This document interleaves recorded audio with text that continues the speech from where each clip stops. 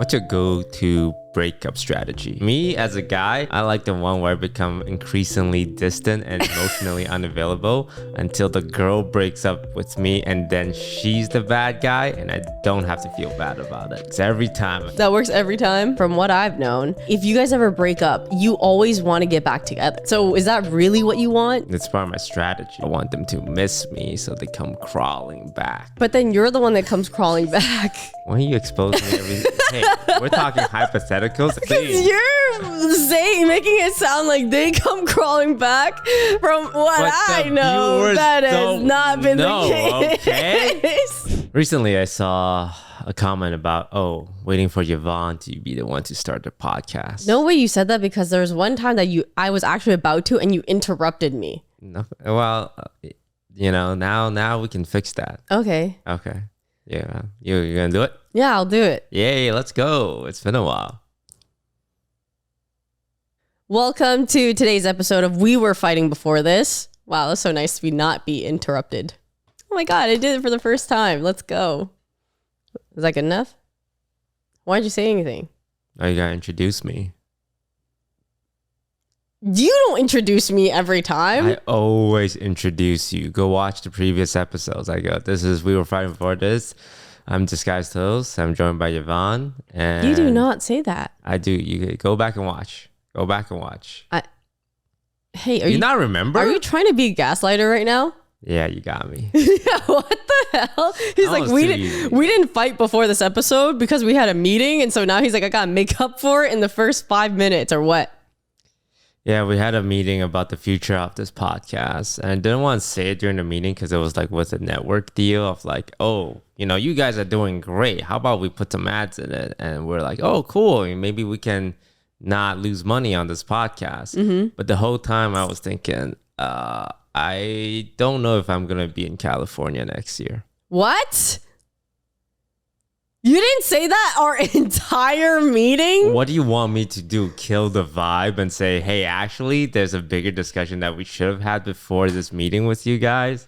You're worried about being a vibe assassin when we are talking about the future of the podcast, and you are not trying to say like, hey, I might not be here. It was not the right time to bring this up in front of like third parties. I thought it was easier to just wait until the meeting was over and then bring it up. It was people that would need to know too. Yeah, I didn't want to upset them. We'll just send an email after saying, oh, by the way, maybe we put a pin in this because we don't know what's going to happen to the podcast. This reasoning does not make sense at all. If I'm in a meeting with a group and in the middle one of them is like, oh, yeah, this thing might not be around in a few months, I'm going to be upset. I'm going to be like, then why did you take this meeting? Okay, my question is, why does it matter if it's like, wouldn't it be worse if you told them later? No. I would just make up some story saying like, oh, yeah, we actually met and things didn't work out. Like, I wouldn't do it it's like fighting with your spouse. You don't want to fight in front of your boss. It's like, hey, we'll talk about this. We'll talk about this after at home. This is different. And this is different, isn't it? This gives me, is this how you do relationships? I just told you that I'm not going to be here next year, and all you care about is like me doing this at the wrong time in front of the wrong people. No, I feel like you are going to be here next year. When we talked about this, I don't know if I'll be here next year. Are you? Because we're getting to that age where people move, once people get to a certain age, people move apart from each other. Like friends don't keep in touch, and then your circle of people are just like your partner and your child. I mean, this is true, but that was also like during our parents' age where technology was not as advanced and people didn't even have Facebook yet. We're at our parents' age. Yeah, but except for now, we have so much, like we're a touch away from the internet. My mom has reconnected with people that she used to go to school with here and there. We're going to do our podcast over the internet? Yeah, we could. No one's going to watch that. No one wants to watch our podcast if we're on a Zoom call. Well, good thing our dynamic still exists across the internet. That doesn't stop you from yelling at me. So you will want to keep this podcast going even after I move away. I don't know. Think about it. I'm a hot commodity. Maybe somebody else would fight with me. Where are you going to move to? Vancouver. I'm going back to Canada. I'm not coming back. I'm done with that. You just said on the podcast that on the meeting, you gave us the green light to go. Yeah, once again, I did not want to be a vibe killer. I want to be like, yeah, let's do it, guys. And then after, actually, I don't know. Yeah, it's kind of like what Yvonne said. It's like when you're about to break up with a girl and she said, hey, you want to go on this trip with me? And you're like, yeah, let's go. And then after you're like, hey, by the way. No, what you're trying to say right now is like, it's their birthday and you don't want to break up on their birthday. So you're waiting for that. Yeah, but you don't want to break up with someone on their birthday. But there's no birthday. It's just like this might not happen because I might not be here. But also you are clip farming because you're going to be here. I don't know if I'm going to be here. Why do you think I'm going to be here? I can't find a place to live. This place sucks. Also, you would definitely wait until after the girl's birthday to break up with her. Here's a question. Would you want, it's your birthday, the guy's about to break up with you. He's thinking about it. Do you want before the birthday, during the birthday, or after the birthday? Okay, let me think.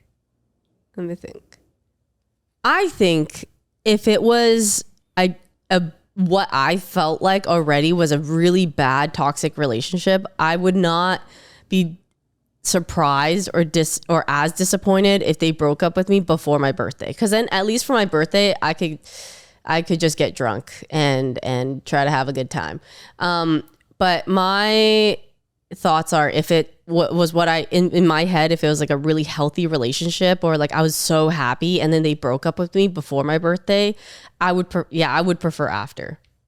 So it would really depend on the relationship. Good relationship, break up with me after maybe, but like ideally. But like I think no matter what, sometimes just knowing is also better. I don't know. Might be more painful at the time, but it's better. You ever broke up with someone? What's your go-to breakup strategy?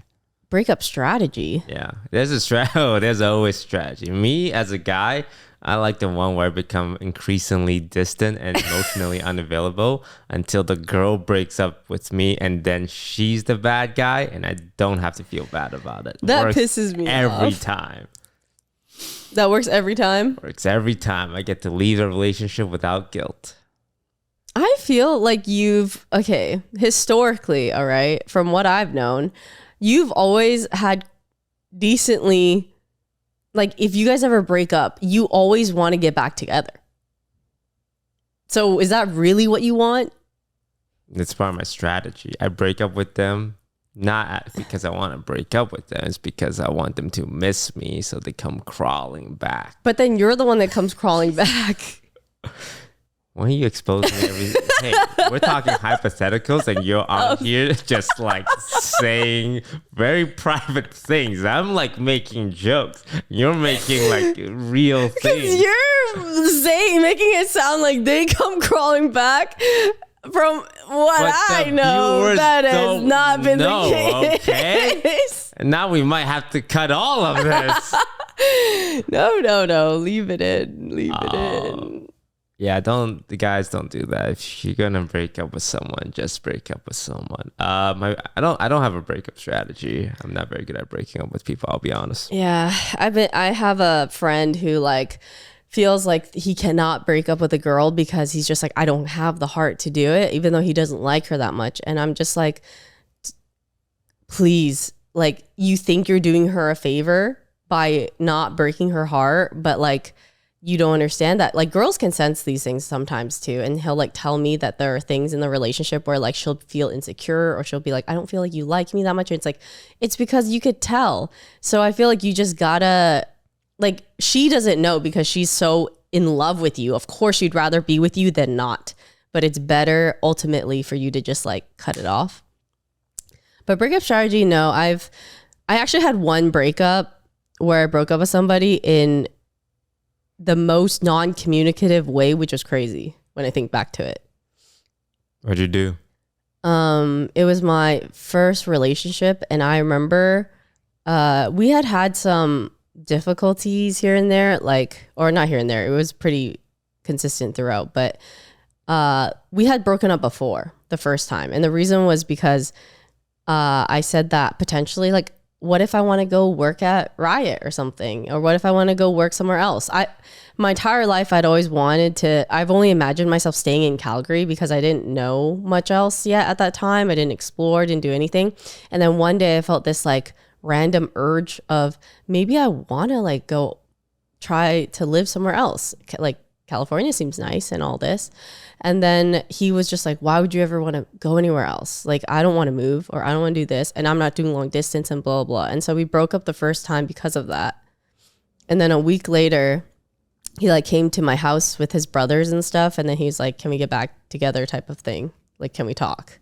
And then he's like, I thought about it. Like, I'm okay with you if you like, I'm okay with doing long distance or whatever.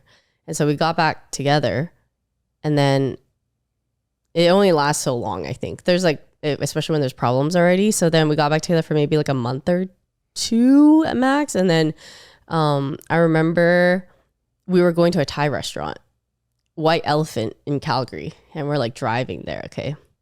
And then we sit down. And I remember sitting across from him during dinner. And I remember like a bunch of just like silence here and there. I'd been dating him for maybe like 8 years by now. And I was just kind of like in my head thinking, what do we have in common? Because we've been dating since we were 16. We were like high school sweethearts type of thing. And then I think I just liked him a lot. When I think about it, other than like when we used to play badminton or games together, like I don't know what we have in common when we talk to each other. And then I just felt like, I don't know if I want to spend the rest of my life with this person that I don't feel like I have conversation with anymore. Random thing to realize during Thai food, but on our way back, it was really quiet in the car, and I just said like, hey, I think I want to break up. And then he didn't say anything the rest of the car ride. And then we got to his house, dropped me off. I got in my car, left, and that was it. There was like he didn't ask like why, there's no explanation, like there's nothing. And then we actually just never talked from that point on. Damn.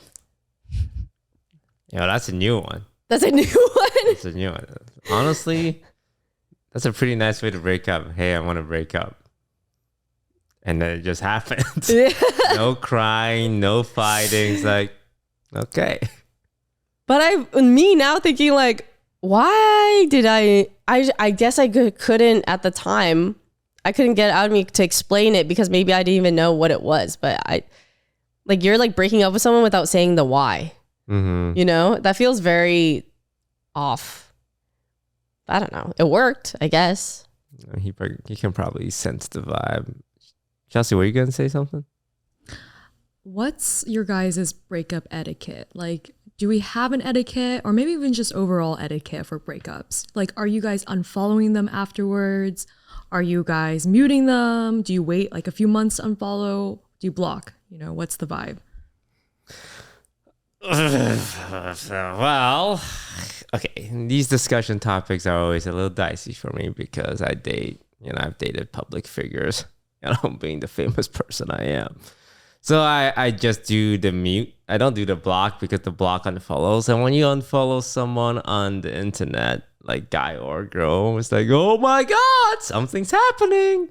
Like it happens with my friends too. Like if someone unfollows each other, it's like, oh, they got beef. Oh, they broke up. Oh, they hate each other. Mm-hmm. First of all, you motherfuckers need to get a fucking job if you're checking every single fucking day on who's following each other and who's not following. Like get a fucking life. Also, I just don't follow a lot of people. Me personally, they always say like, oh, Toast unfollowed this person. It's like, bitch, I never followed them. Okay, you know what I do? I just play my little game. If you unfollow someone, it's because like you don't want to see updates from them. I think that's totally fine and valid. But one thing I hate about this industry is when people use unfollowing as some kind of like grand statement, grand gesture. Like someone did something, it's like, all right, I'm gonna roll my sleeve. I'm unfollowing this person because I want everyone to know, like, I don't fuck with them. I don't fuck with them, or like that I'm not. And it's kind of this culture of, I'm gonna sound old, But like we follow content creators, and some content creators get into controversies every now and then. Some serious, some not serious. I'm not on my Twitter that often. I don't remember any of the 1,000, each of the 1,000 people I followed in the past. And having people like someone that I met at a party who I followed, and they go through like, oh, they didn't pay their staff, and then people like messaging me, hey, you're still following this guy's supposed to still following this person. He supports child slavery. It's like, bro, I'm not gonna go through my list every single day. And if I realize I'm following him, it's like, hey, unfollow him. It's like, look, I muted everyone. I'm not on this platform. Okay. Yeah. You're trying to bully me into doing something that has no fucking significance, but it means so much to you because it's just like this moral pedestal you want to stand on. Anyway, I also don't like it when my friends or people I know like use unfollowing as some kind of like social outcasting instead of like, hey, you know how you don't want to see this person's tweet, that's fine, but to weaponize it, it's Really? childish. I don't feel like I've known any of our people like weaponizing it. I think it's usually like, oh, I don't really agree with you like as a person, and then they just unfollow. But I don't know. I could be wrong. I don't notice it in that way. Well, yeah. You definitely know some people did this. Maybe, but I don't. Yeah. I guess I just don't know about it or whatever. I don't unfollow people. If I'm in a relationship with someone and we broke up, I would just mute them. To be honest, everyone on my Twitter is muted because I don't like seeing what my friends are doing through social media. What? Am I muted? Yeah, hell yeah, you are. Why? I don't need to know what you're doing. I just catch up with you in person. You can tell me. It's a better way to learn about what you're up to. No, sometimes there's updates. What about when I tag you in something? Do you see that? Oh, yeah, I see it when you tag me. Yeah. You mute us. I mute everyone. Don't take it personal. It's our daily updates. You want to see my IG stories? Hell no. That's... Why are you laughing? Because I'm not on IG. Like, to go out of my way to look at your IG story is you're expecting too much from me. I wasn't expecting it. I'm just shocked because I thought that you would just look at, like, you just be on the platforms. No, not Instagram. Also, when I look at what my friends are up to, it's like there's always a sense of comparison. Like, oh, they're doing things, social media. That's social media poison that I'm trying to get out of my life. Yeah, but what if they're going through something or something's happening that's good or bad and you don't know? You can message me. You can just see each other once a week. But what if I find an easier time talking about my feelings into the void than I am going to my friends about it? Into the void? You mean blasting it to 100,000 followers? What are you, attention seeker? Do you go, I'm sad, but you don't elaborate on Twitter? Oh, I've done that. You disgusting. But it's on IG story because it goes away. You're a fisher. I'm not a fisher. It's just an exertion sometimes. You just want to like have an outlet, but then not having to bother your friends. But you're just like, I'm just sad today, and that's okay. There is nothing to it. Anyway, yeah, no, I is something bothering you? Are you okay? No, everything. I'm actually doing better this week. Okay. Good, yeah, good. so I've been doing good. You didn't tweet anything? Did I miss anything? No, you didn't miss anything. Okay. I did make some like matcha lattes because I've been recipe testing, but that's all you missed because you don't watch my Instagram stories, and I make some. Yeah, I'm okay with missing that. Okay. Yeah. Anyway, I don't think I have ever muted any of my exes, but I think my exes will either block or unfollow me, or they stay following. Like any, it could be anything, but like.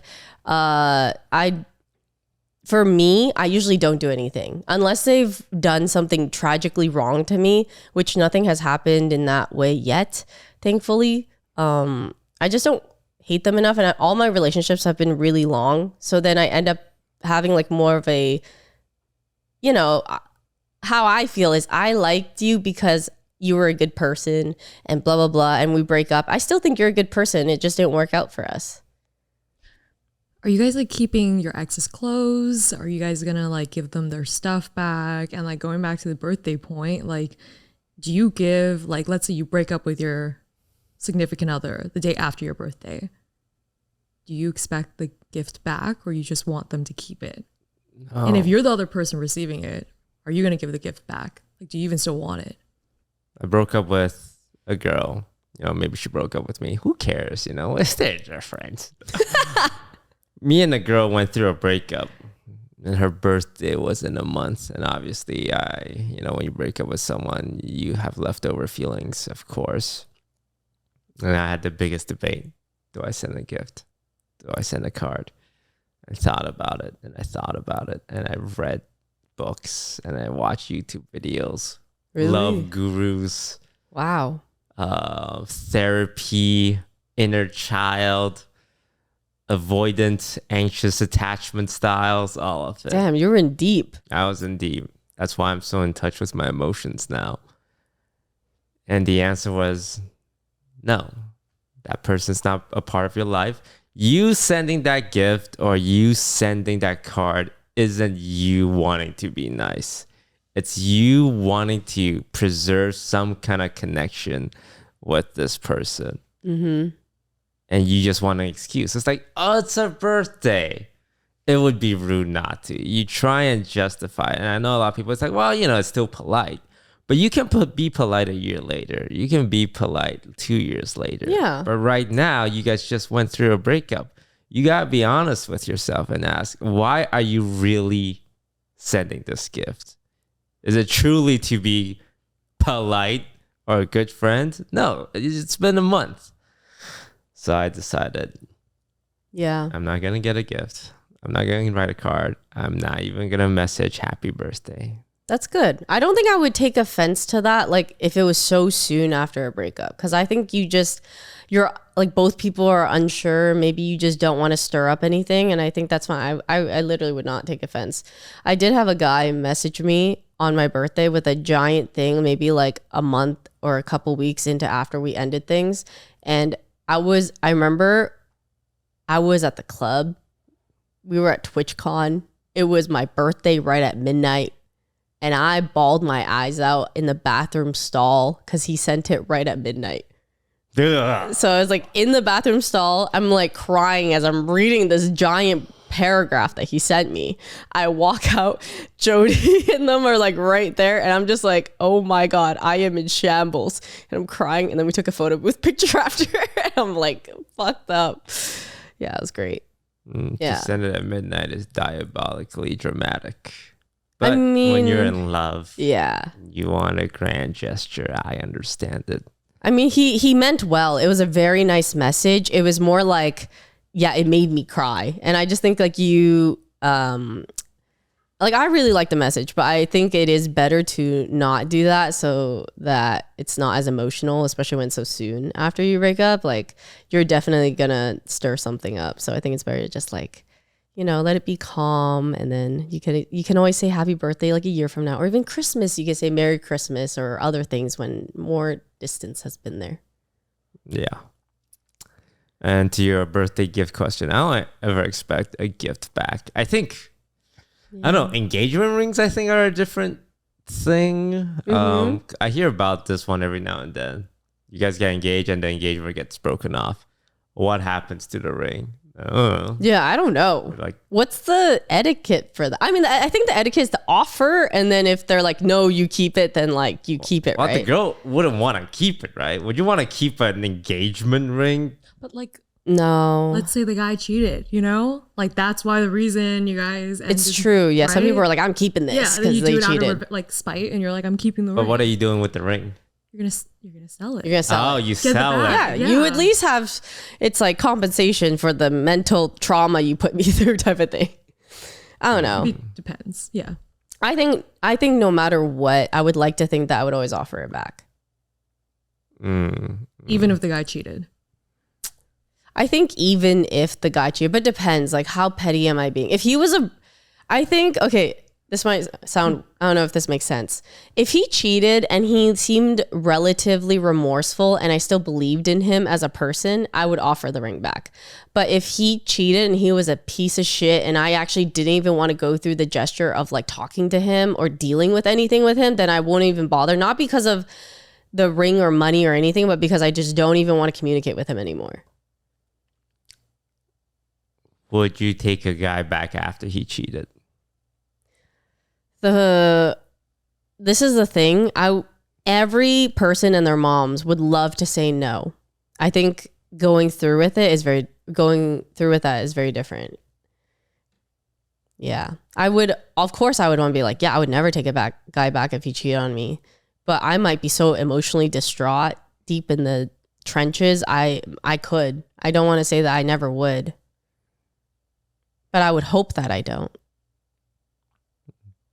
Do you think you would? Take a guy back? Take a girl back if she cheated on you? Probably not. I also think this question is very different for guys and for girls, because I think the whole social aspect of it, I think if people knew that a guy took a girl back, it's like, wow, he's less of a man, or like, wow, like I can't believe no you took backbone, that like cheating whore back. But if a girl took a guy back, it's like, oh, you silly girl, he's just gonna do it again. Like, yeah, they're both like, people would both not look down, but like disapprove when you take a cheater back. Yeah. But it's such a different way of being disapproved. I would say no. I mean, I think I'd just be really sad that I was fooled. But I also know, like, in this life, a lot of people can find like compatible mates, that finding one that didn't cheat on you or wouldn't cheat on you is relatively possible. Yeah. So no. I think like I am more okay, oddly, with emotional cheating than physical cheating. Because to me, although it really depends, because I think you can also take steps to emotionally cheat on somebody in a different way. Like you can make choices to like spend time with somebody more, like do whatever. Emotional cheating feels less intentional to me than physical cheating. Because to me, physical is like you have to make constant choices. I'm gonna message, I'm gonna get in a car, I'm gonna drive to their place, or I'm like, there's constantly like actions that lead there. And as much as that could be for emotional cheating as well, like if you're, say, working with somebody every day and all of a sudden you catch feelings, that to me feels a lot more innocent and like unintentional, because sometimes you can't help your feelings. Although like I said, sometimes you could set that up, you're like flirting with them or like other things, and like that's a different story. But like I think if it like kind of just naturally happens to you without you trying, then that's more forgivable than like you sleeping with somebody. Do you guys think there's levels of cheating? I think so. From mental to like emotionally to physically. Yeah. I mean, a lot of people say cheating is cheating, but there's a lot of effort you have to put in. I think emotional cheating is definitely harder to prove, I guess. Because what counts as emotional cheating? Like, do you have to catch them? Is it like a certain text they send? Because it's internal in what they're feeling, like your partner. Yeah. Right? I think you could usually gauge that through behavior. Like if they're all of a sudden spending a lot of time with this person, like messaging them a lot and stuff like that, and you have this feeling, and then maybe they're unaware themselves, or like maybe they are and they're like still going at it. I don't know. But I think it's usually like a feeling that you have, right?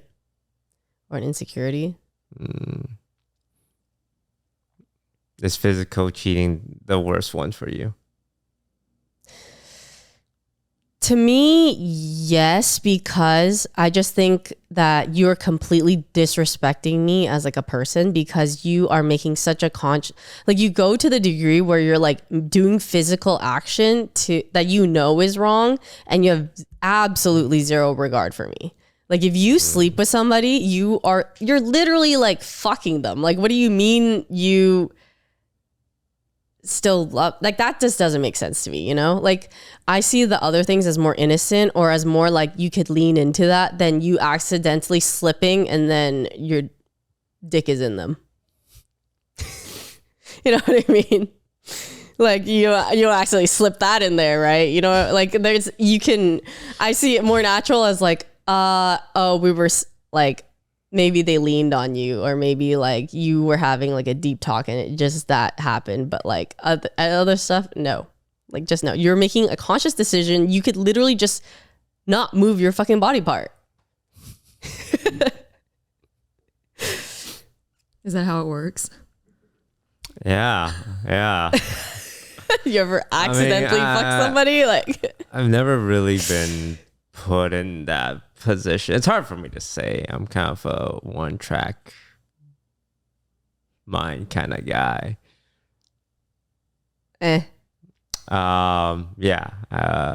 Physical cheating is bad.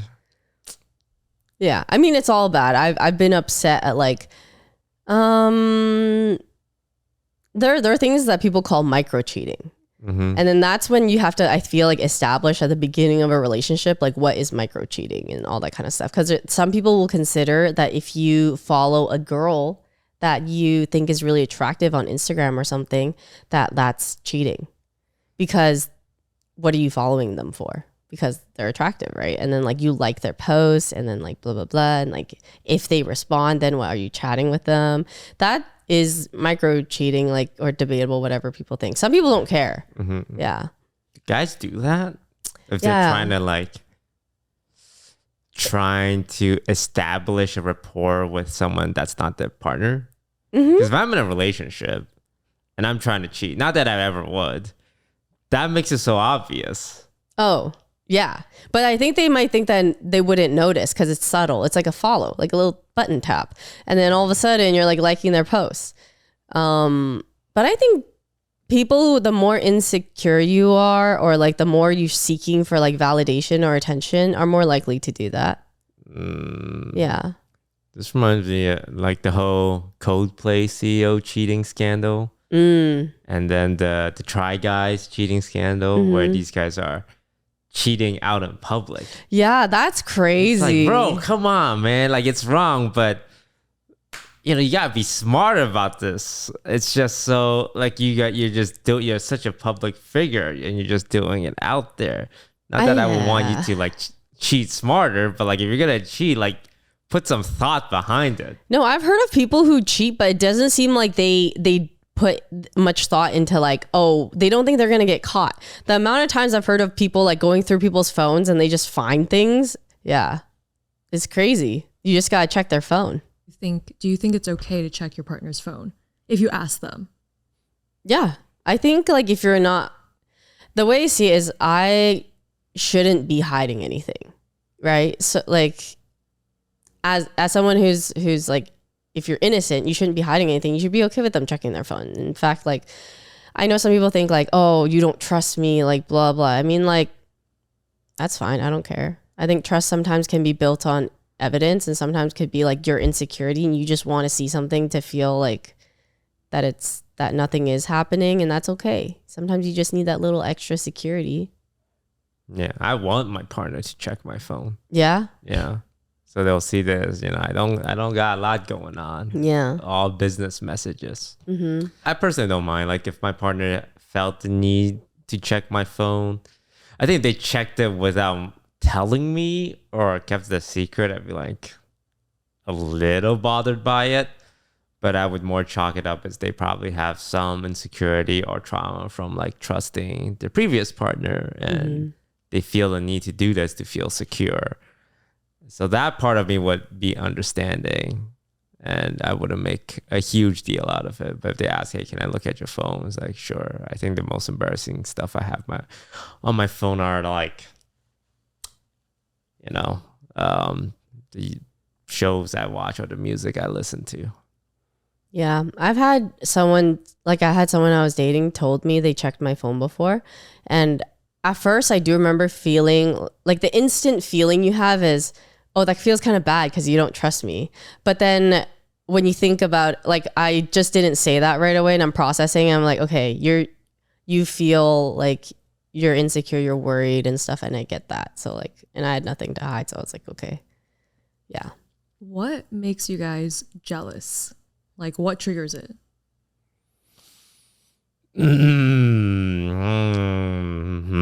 If I see her having a better time with another guy. Like a friend? Not a friend. Like a acquaintance guy. And he's taller and handsomer and stronger than me. Yeah. I felt jealous through, there was a guy that I was seeing before, and he followed like a bunch of like Instagram models and all that, and they were so attractive, and like they were all like, you know, like tall, skinny, or like very model-esque. And I just remember thinking like, I don't look like that, like I'm not your type. And I remember I felt very insecure. Did you bring it up to him? I did. It was not good. The first time I brought it up to him, he was kind of like, because we were just seeing each other, so it's like, you know, very early stage relationship, but he knows his logic was wrong, but I think he felt very defensive. And then in that moment, I said this on the pod before, I think he was just saying like, if I have to deal with these guys that are like after you, then you can deal with this type of thing. Because I think he was feeling insecure, but he said it in that moment because he didn't tell me that prior. Yeah, he knows now that that was not like the right thing to say, obviously, because he, like, I remember we've had this, I brought it up again later at some point. He was like, yeah, I cringe at myself for that, blah, blah, blah. But yeah, that's happened. I think I had a lot of insecurities in that relationship. When you feel jealous, is it ever a sense of like, oh, he might want to be with these Instagram-esque models? That one was conflicting because he really liked me. So the way he showed and did things through actions was that he really liked me. But then I remember when I would see like previous stuff of him liking some photos or doing whatever, like that made me really insecure.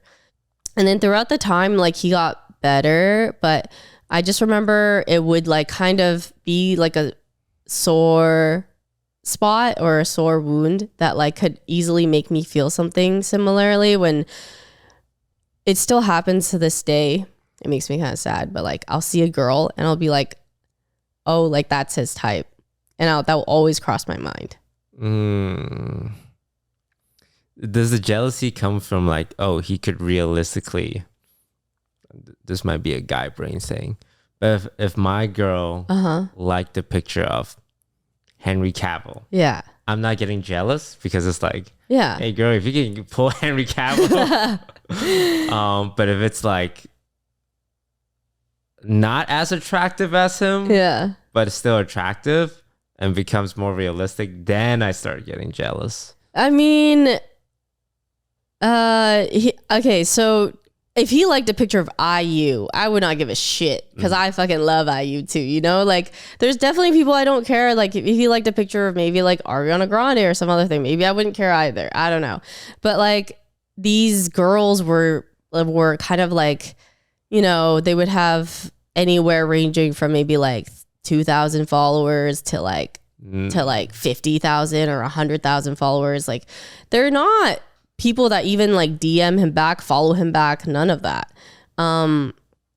But it was a really big insecurity for me. I didn't even like, cause like, I'm like, what if I actually run into one of these people in person? I would hate that.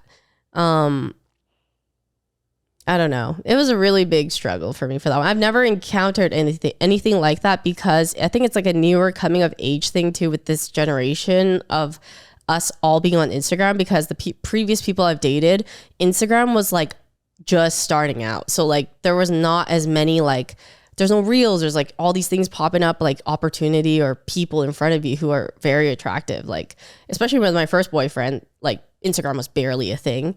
And then after that, yeah, there's nothing crazy. So it might just be a new gen thing too. Well, I feel like this kind of leans into what we've done before, which is the bare minimum versus princess treatment, you know, unfollowing, following, all that stuff. So we're going to do bare minimum or king treatment. We're going to switch it up. Yeah. King treatment. I came up with these questions. So Toast, I am so sorry in advance if it feels like He's always these are fun not because it's from accurate. the perspective of what a woman thinks a man wants. Yeah. Yes. Maybe you could throw in what you think is something that was king treatment or bare minimum that you feel. Yeah, please. Because again, I don't know how accurate these are, but we're gonna go with it. Okay. Number 1, texting him good morning first. First? I don't. Well, texting him in general, bare minimum. But texting him good morning first. Like you wake up, you don't see a text. If I wake up earlier, Okay. yeah. Or like, I don't care. Yeah, I'll text good morning first. So bare minimum. No, I think that's king treatment. I don't think it's a nice to have. Like, if my girl doesn't text me, Let me think. Well, the whole idea of like good morning text is a whole separate discussion because some partners don't do that. I feel like it's really dependent. I feel like it's just whatever you want it to be. Like if you are texters, then do it. And if you aren't, then you don't have to do it. It's only a problem if somebody has a problem with it in the relationship. Yeah. Right? It's When one I of don't those. get a good morning text, I just assume, they're probably having a busy morning. Or Yeah. but if my partner wakes up and they got nothing going on for the first 5 hours of the day and they don't like say good morning, I'm like, oh.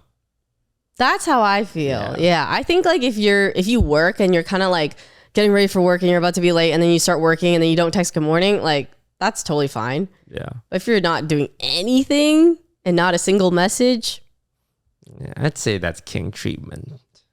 Okay. Yeah. Buying groceries and cooking him dinner. well, that's bare minimum for me. For them, I think. I'm a Uber Eats kind of guy. It depends on what traditional gender roles you guys want to play. Do you want a partner who's wifey, trad wife? I heard that's really big right now. Really big? Yeah, really trad wife. Why is that big? Because, as the right wing culture becomes more prevalent, what you know about the whole Sydney Sweeney stuff. Oh yeah, It's a secret code for white supremacy. Yeah, I've seen the ad. I don't follow the whole Sydney Sweeney stuff. It's a big discussion topic of what she means by genes, and then people are bringing in eugenics and like, this is what Hitler, it's crazy. This is what Hitler wanted. It's like, man, it's genes, and I know they're playing on the word genes, which It's because you should see the ad before that. Isn't she putting on jeans? No, it's like the ad before that was even worse, and it's like almost like it's based off that ad, but they just like pulled it back a little bit. If you saw the first one, it is really bad. If you hear the like blue eyes, white, like blonde hair, very like, oh my god, I'll just show you the clip at some point, but it is very intentional, very intentional. and there's like them digging up her voting history. Oh, she's a Republican. Why are we talking about this? Buying groceries. Buy groceries. Trad wife. Traditional wives. Yeah. Yeah, I just think that if you want a trad wife, that like if you guys want that type of relationship, totally fine. But you better be being a traditional husband as well, or bringing in like supporting the family, right? Yeah, I think I talked to a lot of my gal friends, I like to call them, and a lot of the girls in this space are very independent, like used to getting shit done, and they would say, "Oh, sometimes I just want to stay home, buy groceries, and cook for my husband, and like be a quote unquote trad wife," because they want a simpler lives where they don't have to be in charge all the time. But they can't do that unless the guy is, on top of their shit and like taking care of them, bringing home the bacon and stuff, and treating them well. I think a lot of people are scared of being like trad wives is because you're so dependent on your husband that if they like cheat on you, if they like abuse you, you're left without options. Power dynamic. Yeah. Yeah. But that life in itself, there's nothing wrong with wanting that. I think You know, a lot of girl power is like, you gotta be your own woman. It's like, but then some girls would be like, well, I just wanna, I just want to be a girl. I just want to be a girl too, and Yeah. that's okay. Like they almost demonize the idea of being a traditional wife, but I think it's more like depending on a guy for everything is also not Yeah. the best and limits your future as well. Like if you become like a trad wife early in your 20s, then like you skip college for this. Like what are you gonna do if things don't work out? Like you're just relying on this guy to treat you well. So my mom warned me about always. She was just kind of like, sometimes she'd be like, don't share bank accounts, or like make sure you make enough money so that like you also have a say in the relationship. Because she was a trad wife. Like she didn't like cooking and everything, but she had to. They had a discussion where once they had me, my mom would stay home, my dad would be the one making money. And I just remember seeing the dynamic of like my dad being potential, like sometimes more aggressive, or sometimes the one who like had the say in the household. And sometimes seeing my mom not being able to like say much back, or being like his decision ultimately is king, then like that's kind of rough too. Yeah. Yeah. So I would say, yeah, I'll say king treatment. Like if my partner, for me, if they want to earn the bacon, also work, that's totally fine. If she wants to stay home and cook food and look after the kids, you know, I can make the money too. Okay. You agree? Mm-hmm. Okay. Okay, this relates back to it. So after cooking, doing the dishes after dinner. What, doing the dishes after dinner? After you cook the dinner. After like you cook the After I cook the dinner? You got groceries, you cook the dinner, and now you're doing the dishes. King treatment. Mm-hmm. Yeah. My general rule is also whoever does the cooking, the other person does the cleaning. Yeah. I think that's fair. Okay, picking him up from the airport early in the morning. We're talking like 6 a.m. Early in the morning? Mm-hmm. I know it's like probably king treatment, but I would do that. No, like I would like to do that. Yeah. Yeah. King treatment. Like I'm going to be at the airport anyway. The Uber's right there. I always think the effort is double for someone to come pick you up because they have to drive to the place, then take you back to the place, right? Versus an Uber, it's just a one-way trip. Yeah, I agree. But like, there's just, for me, like, I love the feeling of like feeling cared for. And that's just like, I would give that just as much as I love receiving it. The way I see it, also LAX is one of the airports where it's kind of annoying because if you want to take an Uber and you don't want to pay a premium for it, you have to like go on a shuttle and then you have to go wait and then you can go whatever. I just think like when you're back from a trip and you're off the plane, it's so nice to have somebody be like pick you up and then you just go home. Like you just walk out. Yeah. So I personally just like doing that for my partner if I'm not like scheduled to do anything else. My dream romantic gesture that someone can do for me is to be at the airport when I land with the sign. Because every time I exit the airport, I see all these friends and family standing at the railings like, Yeah. oh my God, yeah, hi. And often when I exit, no one's there for me. Oh. But I travel a lot and, you know, I don't expect that. And I always tell people, look, I'm just going to Uber because it's just not worth it. A part of me will be like, oh man, you should have come all this way. But a part of me will be happy. I've had that. I had a guy come to the airport with flowers and a sign. And how did it make you feel? Made me feel it was really cute. I loved it. Yeah. Learning his favorite hobby or sport so you guys can talk about it or do the sport or hobby. Bare minimum. So like if it's like hockey, you're going to learn hockey? I've literally like naturally done that. I dated guys who liked certain games, guys who like basketball, and I actually tried learning like basketball and stuff, or I'd be like, I'm down to go to the park and we could like just shoot and do whatever, like just stuff that's similar. Yeah, bare minimum. I think they should at least be able to humor me.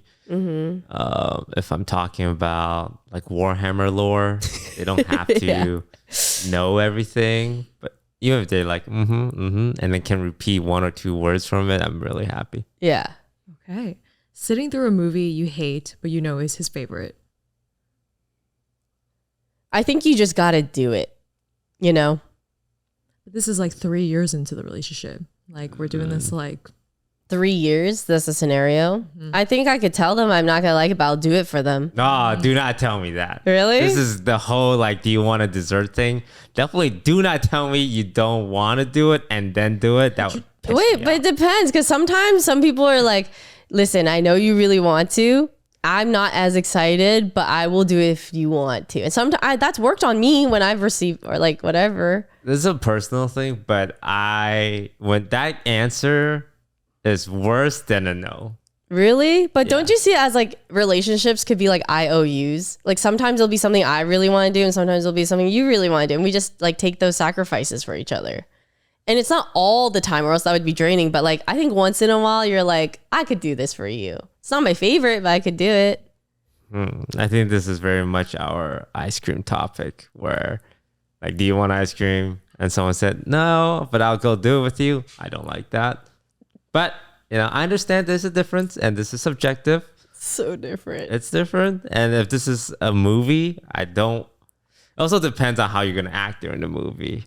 If you're on your phone, then I'm like, Oh yeah, that would be annoying. But would you like just then you don't get to watch the movie because you might not watch it alone. Would you watch it alone? hell yeah. I love watching movies alone, especially like if it's something that no one else wants to watch. I do not feel the need, and this is personal, I do not feel the need for someone to watch something with me. Yeah. And definitely not if you don't want to watch it. Don't watch it with me. Well, I think I'm like oddly optimistic. So this literally happened when like Oppenheimer came out, and I went and watched like it's like 2.5 or 3 hours long, and I did not care to watch Oppenheimer at all. But I remember just being like, well, like I mean, they watch stuff with me all the time. Or they've watched stuff that I want to watch and they didn't care about. So like I don't mind. And what if the movie's good? It's like supposed to be a good movie. So I sat there. I was like, okay, not bad. I didn't like love it, but like it was still watchable. Oh wow, you understood what was going on? Yes. What the fuck are you saying that for, huh? No, it's just a really yeah. What? Like what? It's like the creation of the atomic bomb, Uh-huh. right? There's not a lot of action or Yeah. magical girls in that one. Uh-huh. Yeah, it's like a very gritty biopic. Yeah, and I fucking watched it and it was fun. Yeah, I'm just What are you trying to say? You're doing that thing again. sometimes, yes, I'm doing that thing. Yvonne, you fall asleep during movies. You fall asleep during Arcane. You think I'm going to expect you to be able to sit through and really process the creation of the atomic bomb for the use of, bombing Hiroshima during World War II by Oppenheimer, huh? Yeah, actually, I didn't fall asleep during that movie. I'll have you know. See? You fell asleep. I didn't. Oh, you didn't? I didn't. Oh, wow. I don't get to that's choose why, those. that's why I was impressed, okay? Because of past interactions we've had, all right? You fall asleep during movies. Yeah, you fall and so- asleep during movies more often than you don't fall asleep. Okay, and sometimes I still do. Okay, but what's wrong with that? They make it so easy. Especially if you watch it at fucking like 10 p.m. sometimes. Like, nah, that's just like asking for it sometimes. No, I haven't seen it, so I can't judge. Well, I watched it because they want to watch it. So I would. Bare minimum? Can To me, bare minimum. Yeah. To me, it's like, yeah. Yeah, bare minimum. Okay. Giving a back massage. Yeah. I did. Bare minimum. Yeah, bare minimum. Back scratches. Back scratches. Yeah, Like a back massage. Yeah, massage. It's subjective. Sometimes the girl's not very good at it. Everyone can give a back scratch. Picking him up when he's drunk out with his friends. Oh, This yeah. is like 2 a.m. He's texting you. He's like, babe, I'm drunk. Yeah, bare minimum. King treatment. Why? I don't like it when people do things for me. It makes me I feel like if I let my partner do things for me, they would see me as less capable of taking care of myself, and they won't be as attracted to me anymore. So it's very important to me to not ask for help or make my partner feel like I need their help. Weren't you the one that explained to me before that usually sometimes there's this thing where like you do a favor for someone and it actually makes you feel closer to them? The Benjamin Franklin effect. Yes. What is that? Like, the way I see it, my boyfriend could do things for me and I would love to be able to do things for him. And it would make me like, I care about you. And I would like, the way I see it is I have such a good feeling if I'm drunk at the club and then like they pick me up and my feeling is like, oh, I get in the car and my instant comfort person is right there. I feel so happy. So like, I would want to do that for my SO if like we're at a club and then like I pick them up. Hey, Scara. Why is she talking about her boyfriend like she's gonna get one? Fuck you, first of all. The Benjamin Franklin effect is this idea of if a person asks another person for a favor, usually you assume the person asking for the favor would be more positively dispositioned to the being, okay, I asked Yvonne for a favor. Can I have a pen? And Yvonne gives me a pen. So people think I would like Yvonne more now because she did me a favor. You know, it's kind of true. But this phenomenon where Yvonne would also like me more because of that. Because in her mind, oh, I just did Toast a favor. And I would only do that is because we're friends and that we have a good relationship. So it's a phenomenon where if you want someone to like you, it's not trying to get them to ask you a favor. It's you ask that person to do you a favor.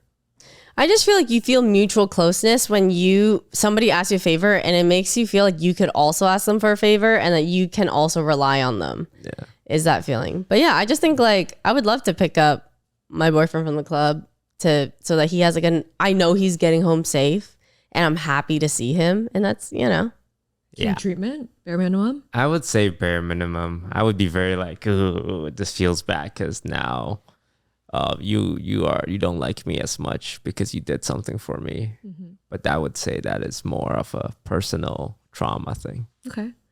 Okay, not bothering them while they're out away on a guy's trip. AKA like you're not on your regular calls or like, texting regularly because they're with the guys. Mm-hmm. I think that's normal. I think that's fine. Like you're going to be busier. You're not on your phone more often. But if you don't text me at all, like you got to still have some updates. Like, did you fall off the face of the earth? Like you're never on your phone? No, but like you're probably going to be AFK for like hours. That's fine. It's bare minimum. King treatment. I think that's king treatment. I think you should check in. The guy should check in every night because I don't think it will be hard. It's like, oh, good night. Or like, oh, I did this. Because like during the day, there's so much going on. But at the end of the day, you're in bed. You got like 45 minutes. Yeah. Like, oh, yeah, I did this. I did that. Because your girl, even though I'm sure she's secure and the relationship is great, why not make it feel more reassured at the end of a guy's trip? It's like, ooh, what happens on a guy's trip? Yeah, not much I happened. agree. I went on a guy's trip once, and it was a lot. It was a lot. Did I tell the strip club story on this podcast? I think you did. Yeah. You do. Don't go to the strip club. Guys. They get really upset at you if you don't take a dance. Don't do it. Mm-hmm. Don't do it. Okay, a few more. Planning date night. Bare minimum. Bare minimum. I would say this one is. I'm not great at planning things. I probably do it once a month. It would make my life easier if my partner planned things. Okay, walking their pet in the morning so they can sleep in. Oh. That's king. Wait, my pet? Yeah, not the girls. The guys. Well, if you have it together, either way. That's definitely king treatment. I think it's king treatment, but like I think I would also still do it occasionally. Yeah, for me, if I'm dating a girl with a dog and I know she had a hard night or she has like something she really has to do in the morning, I'll do it. But if it's day to day, day to day is a lot. Day to day is a lot, Yeah. right? Yeah. So I would say special cases. Yeah, special cases. Yeah. Okay, last one, booking their dentist and doctor appointments. This is for like a long-term SO. This is like Nothing new.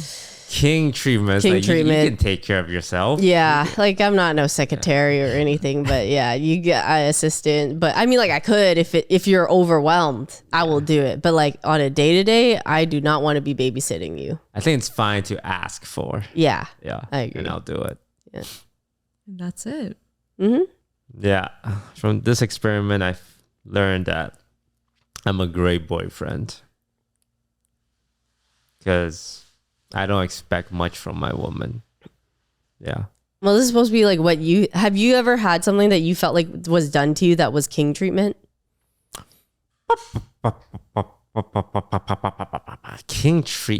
King treatment. Yes. I mean, I think anytime anyone does anything nice for me is considered king treatment. Mm-hmm. Yeah. Like if she cooked me a meal. Yeah. So you guys have a therapist coming. Finally. What do you guys want to talk about? Like, what do you guys want to work on? I feel like these are questions she'll ask you, but like maybe reflect a little bit before she comes here. Yeah, we should really talk about this because I don't know what this therapist is expecting. I'm more worried about the therapist than I am because, like, she's going to come. We're going to meet her. We're going to shake her hand. And it's just going to be like, we sit down. It's like, hey, take it away. Like, who's leading this charge? Yeah. 'Cause I don't think she has the understanding needed. So wait, I'm like, Scar's pissing.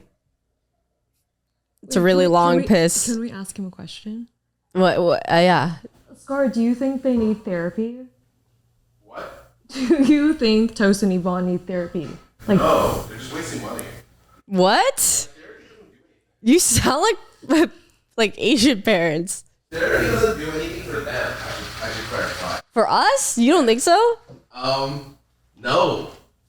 No, there's no way therapy does anything. Because if 100 therapists come into a room and tell Toast he's wrong, he's not going to believe any of them.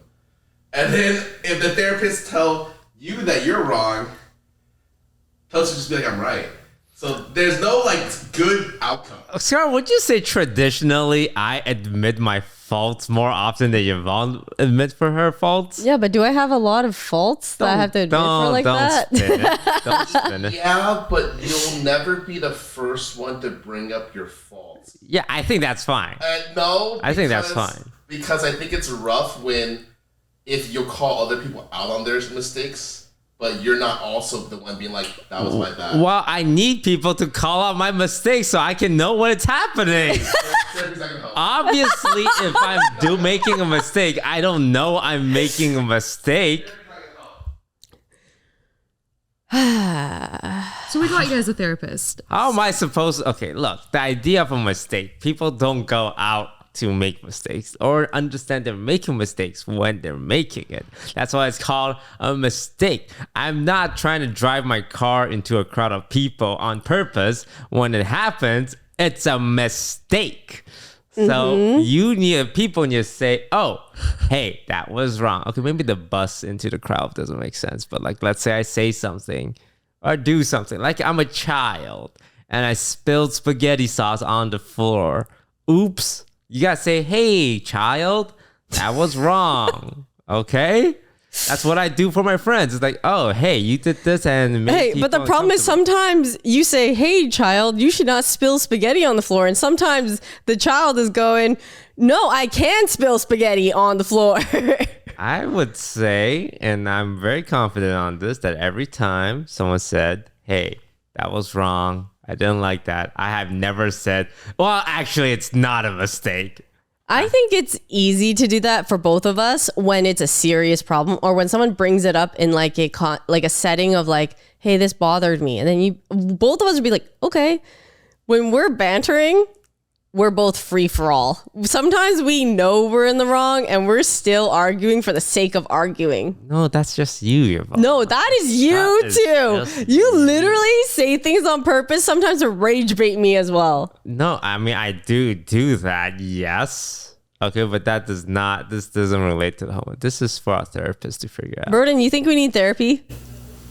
Yes. like individually? Or together. Therapy? Yeah, couples together. therapy. Yes. We have a therapist coming next week. Yeah, No, we do. Tomorrow. Well, next week's episode. Oh, sorry. Yeah. Oh, yeah. Be a live audience member. Yeah, you want to sit here and watch? I'll be We here should just tomorrow. have the whole house sitting. Oh my God. Does this woman know what she's getting herself into? Yeah, I showed her the clips and I did say, like, I've said that you and Yvonne have said things that have gone a little bit too far, and some arguments, quote unquote arguments, that have gone a little bit too far, and we need another eye. Does she know she's gonna be on camera and that's Yeah, of gonna be course. uploaded? Maybe the airport debacle could be a good one for that. Oh, Can she read the comments about everyone saying she's really wrong? What? Has she seen the episodes and like the community why discussions around? set her up for that? You know, like we. I just want her to know what because I would just feel bad if this is Yeah, just that's some, why it took so long to Yeah. find a therapist Yeah. to agree to do this. so they know what they're signing up for. Yeah, but like this is like a serious session. Like this is not like, you know, you should take it seriously. I mean, as serious as you want. Is she taking this seriously? Of course she is. What do you?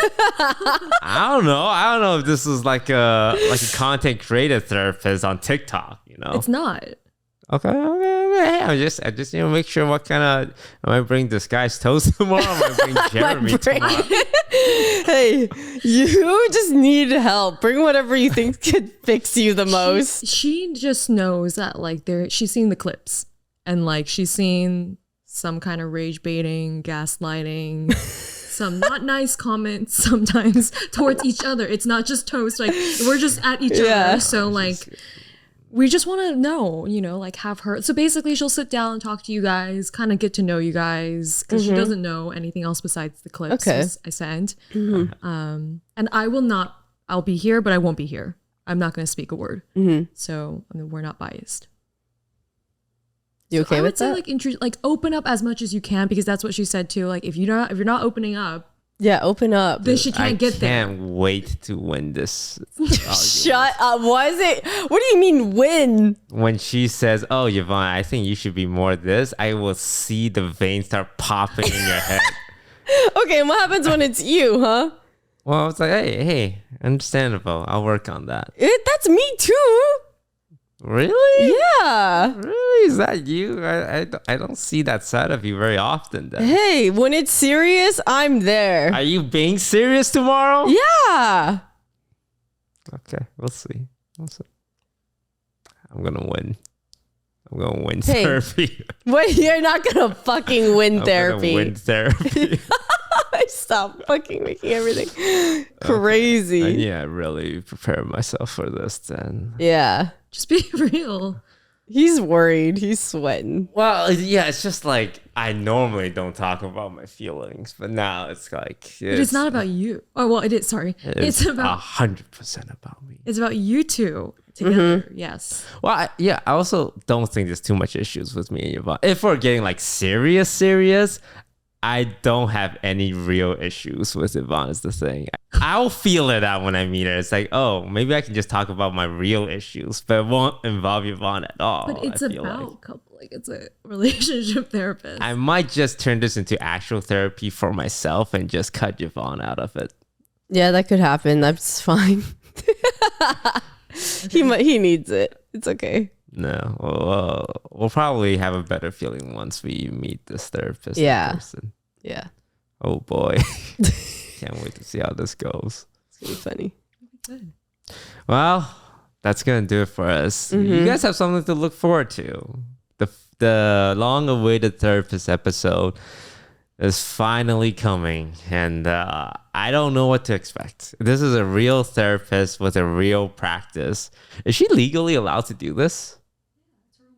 It's her own practice, right? What happened to like the Hippocratic oath of do no harm? I feel like she would be doing some harm here Yeah. to Yvonne or to me. She's not. She's. Hey, what are you? hey, it's okay. It's gonna be When she okay. tells Yvonne that she might not be correct about something, I think it might break her. It's not gonna break me. You've literally told, like, I have been told I've done things wrong. I am totally fine with constructive criticism, by the way. You know this, right? Why are you laughing? Yeah, no, I know this. Yeah, you know that? You're raising your You voice. know this, right? Don't raise your voice. You don't fucking know this about I me? told you in private how scared I get when you No, raise you your did not. Shut up. Stop Sag farming. Yeah, so we'll see you all next week. For our Patreon viewers, we got a little mini game. What are we doing this week? We're playing Asian snacks, like trying. Trying Asian snacks. Okay. Like dog. Sorry, that was way too much. Shut up. That one, I don't know. You know what? Fuck it, keep that one. It's okay. I'm Asian. Shut up. But then I'm perpetuating Asian stereotypes and I'm setting my people back 100 years. Do you think it's okay to make jokes like that? I don't know. I don't fucking know. It was funny. Sometimes it's if the it's like Chelsea, what do you think? it's a comedian's, If if the joke is more funny than it is offensive, then I think it's okay. Like that one, okay, I'm gonna deconstruct humor here. That one's a very low hanging fruit because it's like the most basic. Oh, you're Asian, you eat. But it dog. was the timing and the delivery that was good. And the unexpectedness that makes it funny. I don't think the stereotype itself is funny, but it's like the blatant just throwing it out there, no warning part that makes it funny. Yeah, that was funny. We keep it in, Chelsea? Okay. She's just worried every time. She's just like This podcast deal we sweating. were negotiating just goes out the window. Yeah. Someone did once say, I read the comment last week. Someone said, I don't think Chelsea gets Tosa's humor. I was on my private account. I was like, yeah. That's funny. That's what. Anyway, we're rating Asian snacks in our Patreon. If you want to check that out, please subscribe. If not, we'll see you next week for the therapist episode. Thank you guys so much. Farewell. Bye. Thanks for watching. What brand is this, Chelsea? What do you mean? This is not Wong Wong. You see Wong Wong on here? Huh? Where Wong Wong at? I don't know the It's brand. like the Temu version of Wong It's Wong. definitely not the Temu version. So where's Wong Wong? I don't see that little happy kid. Bro, it's not the Temu version. That's the version that Asian kids eat. Chinese kids. It's funny because I used to love this shit as a kid. I don't think I like this anymore.